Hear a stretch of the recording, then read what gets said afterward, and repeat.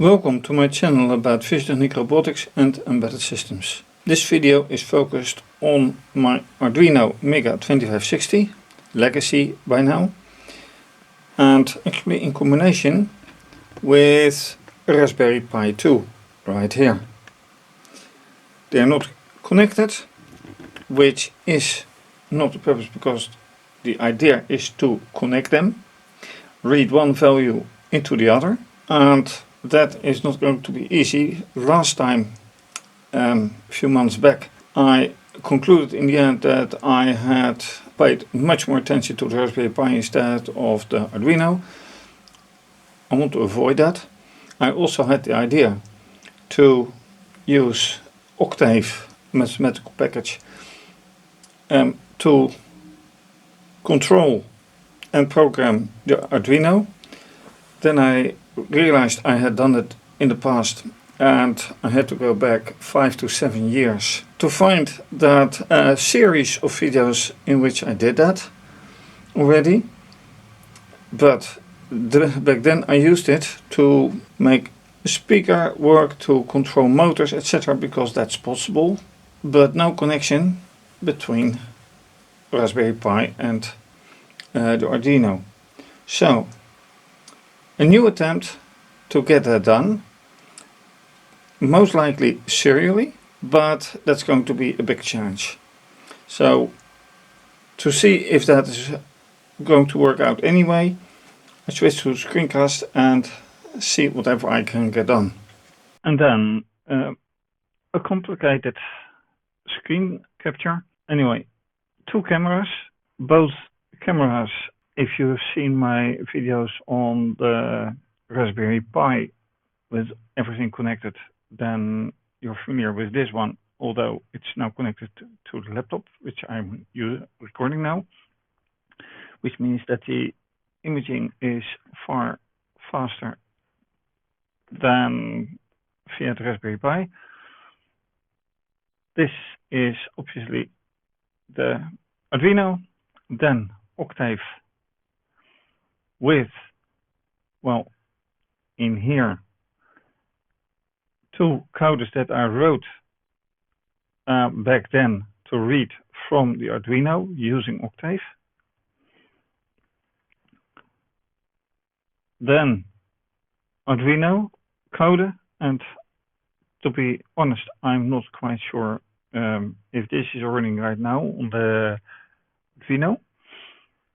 And then Minicom, the serial thing to gain serial access to the Raspberry Pi, and this is the SSH version 6, and this is actually one of the first times that I used this script that I wrote to make sure that I can easily log in using IP version 6. I can, of course, check if IP version 4, oh no, never mind, it still has subnet 1, so that's not going to work out. All that said, how to connect this one to this one, vice versa. Let me give the main role to the Arduino, because that was the idea. That means that I have to send something here, from here, and read here.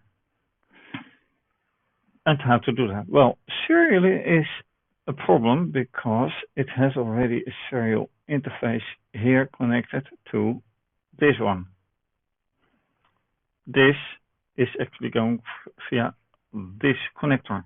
And the point is that behind this connector on the same board, there is actually possible for 3 pins giving ground read and transmit serial stuff. But those pins are not there physically. I have to solve them, which I'm not going to do now. Then it should be possible to use this header block for the same thing. Granted that it works out via this, because which one is actually giving or enabling the serial port. That's something to find out.